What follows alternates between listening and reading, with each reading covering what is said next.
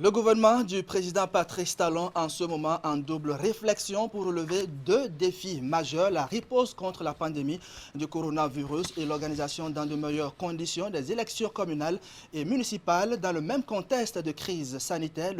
La date du 17 mai n'a pas varié et les électeurs iront aux urnes munis de leurs masques de protection qui leur seront gratuitement offerts par le gouvernement. Cette option proposée par le président des institutions de la République au chef de l'État est diversement appréciée par les citoyens. Les acteurs de la société civile qui suivent attentivement les processus électoraux portent également leur regard sur le maintien de ces élections. C'est le cas par exemple de l'ONG Al-Khair dont le président est sur ce plateau. Martin Vieux-Touassogba, bonjour. Bonjour monsieur le journaliste Bienvenue, et bonjour aux téléspectateurs. Bienvenue sur le plateau du grand format. Merci, c'est un plaisir. Alors, vous êtes pour ou contre le maintien du 17 mai pour les élections communales et municipales? Pour ma part, je pense que la décision d'aller aux élections du 17 mai n'est pas une décision unilatéralement prise par le gouvernement. Le gouvernement a pris le soin d'inviter les présidents de toutes les institutions de la République. Et c'est ensemble qu'ils ont mené la réflexion. Et je ne pense pas que tous peuvent se tromper en maintenant cette date-là. Oui, ça fait peur, c'est vrai. Mais je pense que si nous arrivons à respecter les différentes consignes que le gouvernement a données, laver régulièrement les mains, avoir son cache-nez, le porter et le changer de temps en temps, la fermeture des bars, les taxis qui ne doivent plus rouler avec autant de personnes qu'ils le faisaient avant, je pense que nous n'aurons pas de dégâts. Et en plus, que le gouvernement nous dit qu'il est en train de prendre tout ce qu'il faut comme précaution pour que les choses se passent bien le jour-là.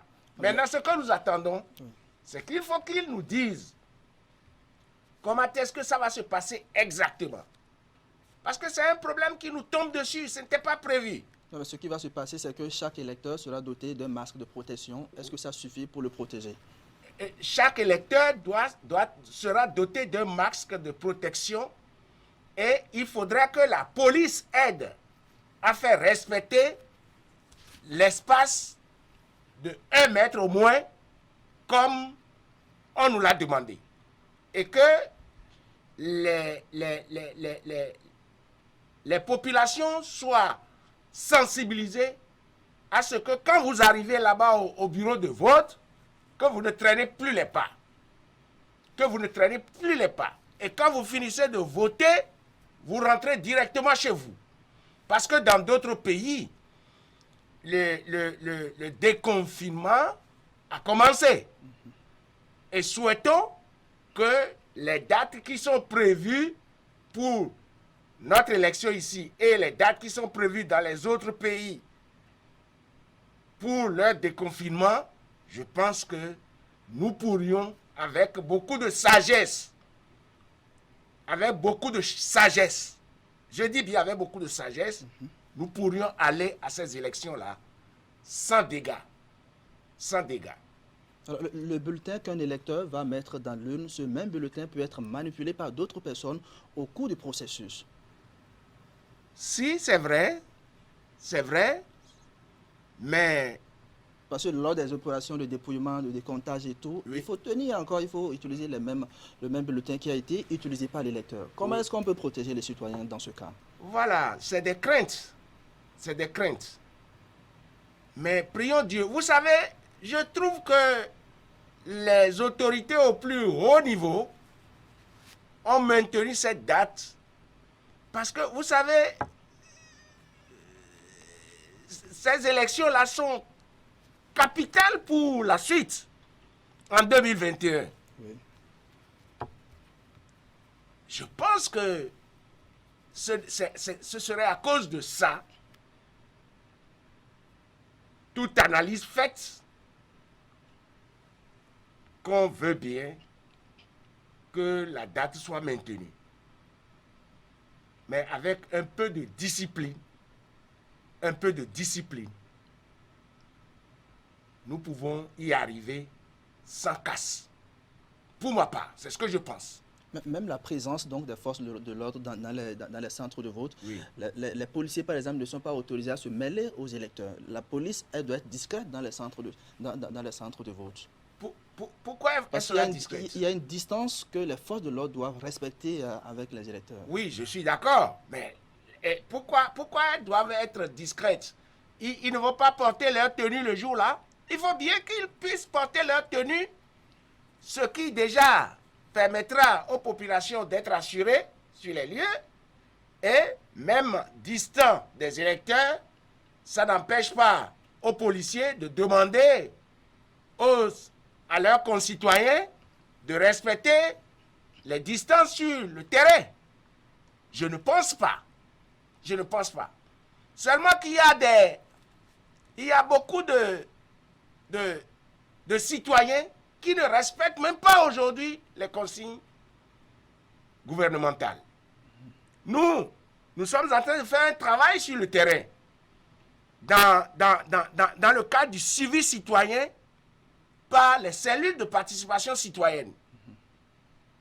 Donc, à travers les différentes communes, toutes nos cellules sont mises en branle pour veiller, pour voir est-ce que les citoyens dans les différentes zones respectent les consignes. L'interdiction de circulation des bus et minibus de transport en commun, par exemple, nous avons des rapports sur ça. La fermeture des bars, discothèques et autres lieux de résistance, nous avons des rapports sur ça.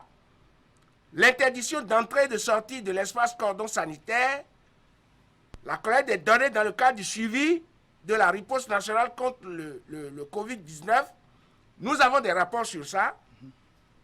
Le port obligatoire du masque, nous avons des rapports sur ça. Vous avez fait un travail là-dessus. Des rapports que nous envoient chaque vendredi les membres des cellules de participation citoyenne à travers près de 62 communes, au moins. Vous comprenez? Oui. Donc, il y a certains qui respectent correctement. La plupart respectent. Mais il y en a qui encore font à leur tête. Et moi-même, j'en rencontre dans la ville de Cotonou, où des gens prennent leurs femmes et 2 enfants sur la même moto. Parfois, c'est le papa qui porte son masque, la maman n'en porte pas, et les enfants non plus. Et dans le 11e arrondissement à Cotonou ici, il y a des bars qui s'ouvrent clandestinement les soirs.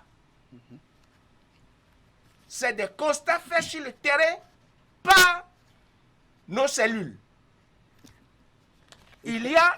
Très bien. Martin Assoba, Oui. on va continuer l'entretien. Oui. Mais l'autre inquiétude, c'est que le code électoral autorise donc les personnes ou bien les électeurs atteints d'incapacité physique de se faire assister par d'autres personnes dans les centres de vote pour plier et glisser leur bulletin de vote dans les urnes. Dans ce cas, est-ce que le masque qu'on offre à un électeur le protège? Vous savez, vous me posez des questions... C'est un peu difficile pour moi. Parce qu'il faut évaluer tous ces contours-là avant Oui. de demander aux gens d'aller voter. Oui, c'est vrai, c'est vrai. C'est vrai, ça c'est très vrai. Mais voilà que nous ne pourrons pas reporter la date. Puisque la Sénat a continué ses opérations calendaires comme prévu. Mais vous posez des questions, vous posez des questions pertinentes. Mais moi, je pense, à mon humble avis, que c'est notre sagesse et notre façon de faire les choses dans les règles de l'art qui nous permettra de nous en sortir. Alors, que pensez-vous de la façon dont la campagne électorale va se dérouler, une campagne exclusivement médiatique? Oui, campagne exclusivement médiatique, c'est ce qui a été décidé. Et c'est ce qui sera fait. Et quelque part, ça fait de l'économie pour les partis politiques. Et quelque part, ça empêche aussi la propagation de la pandémie. Je vais profiter d'ailleurs pour dire que les différents candidats, avec l'économie qu'on veut leur faire réaliser, puisque nous avons appris que c'est l'État qui assure les frais médiatiques pour eux tous. Je pense que avec l'économie qu'on leur réalise là, si chacun des candidats pouvait donner ne serait-ce que 10 000 francs dans l'aide que la République demande pour s'approvisionner en matériaux de protection qui puissent permettre de ralentir la pandémie. Alors, je les invite à ça. Oui.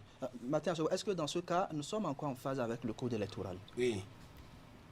Non, mais à situation difficile, il faut trouver des solutions. En mettant le code électoral de côté. Mais on évite de propager la pandémie. Mais on ne peut que chercher quelques approches de solutions pour mieux faire. On ne peut que ça. On ne peut que ça. Et ça permettra à ceux qui adorent les WhatsApp et autres là, de voir désormais la campagne se faire sur les réseaux sociaux. Je pense que ça leur est permis aussi. Très bien.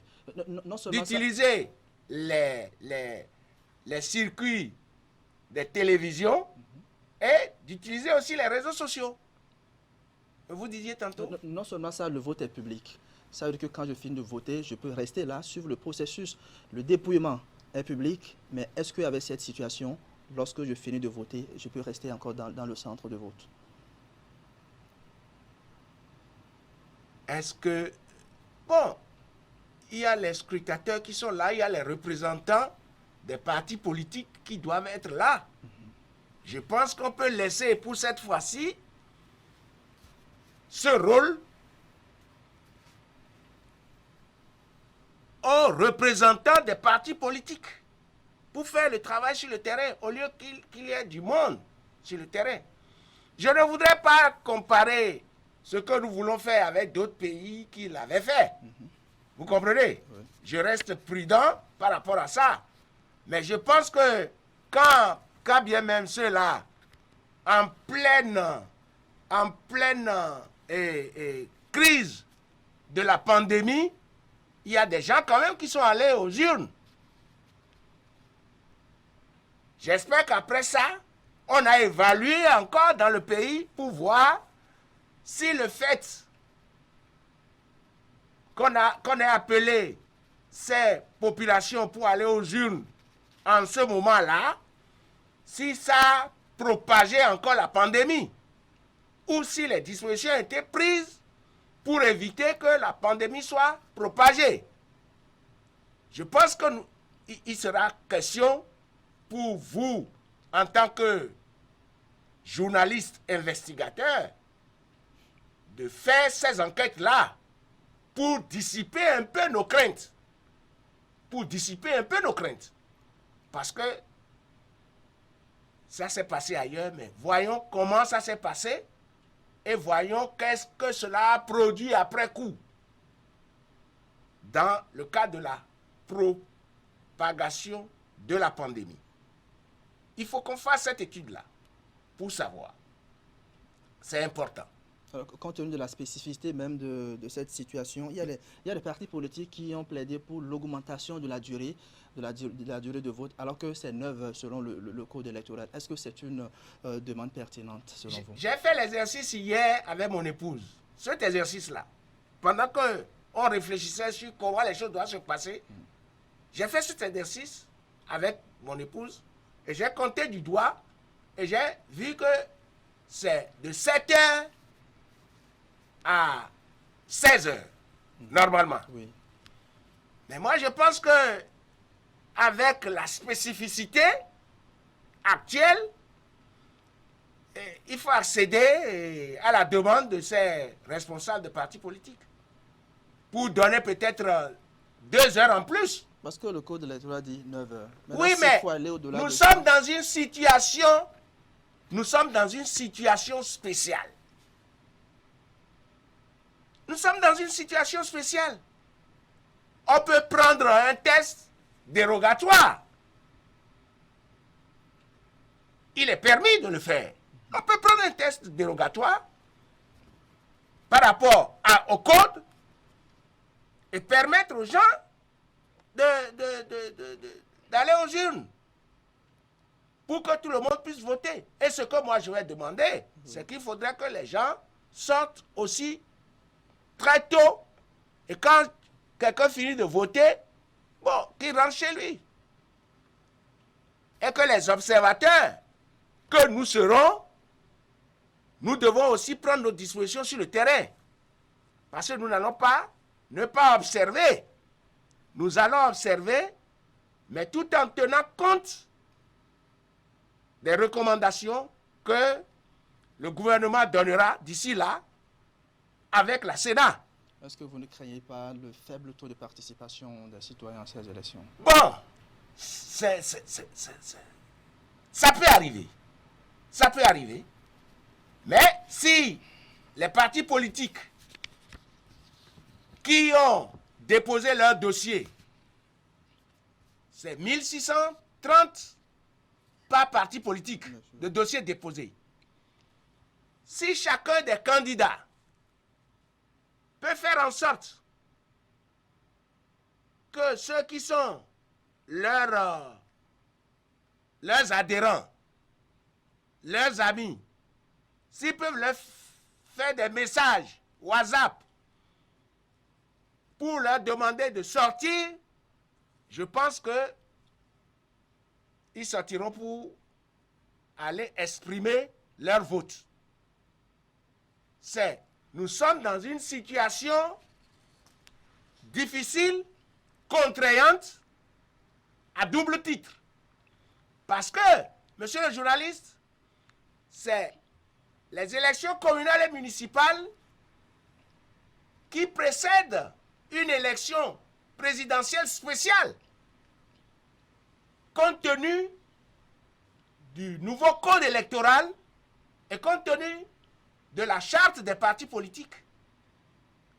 Parce que la présidentielle, les candidats désormais doivent recueillir des témoignages. C'est ça, hein? Oui, très bien. Et si ces instances-là ne sont pas mises en place, ça va bloquer la présidentielle. Or, vous savez que nous avons coutume de dire que un jour ne doit pas être sur le mandat. C'est pas facile. Alors, une dernière question très rapidement pour vous, M. Martin Assogba. Dites-nous, qu'est-ce qui vous a attendri? Est-ce que c'est le présent talon ou le temps? Qu'est-ce qui m'a attendri? Attendri. Oh, mais écoutez, j'analyse les choses. Oui. J'analyse les choses. Et je peux vous dire que toutes les choses pour lesquelles on était très bouillant, l'irrespect de la gouvernance, les dépenses de souveraineté à n'importe-pièce, les marches avec beaucoup d'argent qu'on injecte, l'irrespect des tests de la République, le favoritisme à outrance. Mais aujourd'hui, ces choses-là ont connu une accalmie. Et lorsque ces choses ont connu une accalmie, on ne peut plus continuer comme avant. Autrement dit, pour mon âge, mais certains diront, mais ce vieux-là, il veut quoi au juste? Il veut quoi au juste? Voilà ce qui m'a attendri. Parce qu'aujourd'hui, qu'on veuille ou pas, le président Talon n'est pas Dieu, d'accord, pour faire des choses complètement irréprochables, mais il avance quand même à la satisfaction du plus grand nombre. Voilà ce qui m'a attendri. Merci à vous, Martin Viuto. Et quand c'est comme ça, oui, il faut accompagner.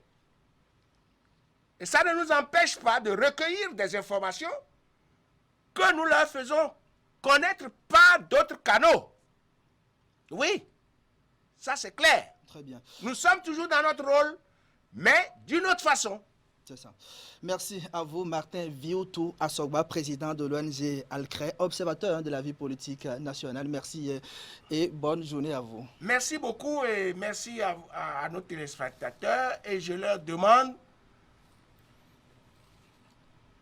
de se comporter en citoyen véritable et de respecter les consignes que le gouvernement nous donne pour faire barrière à la pandémie Covid-19. Merci beaucoup.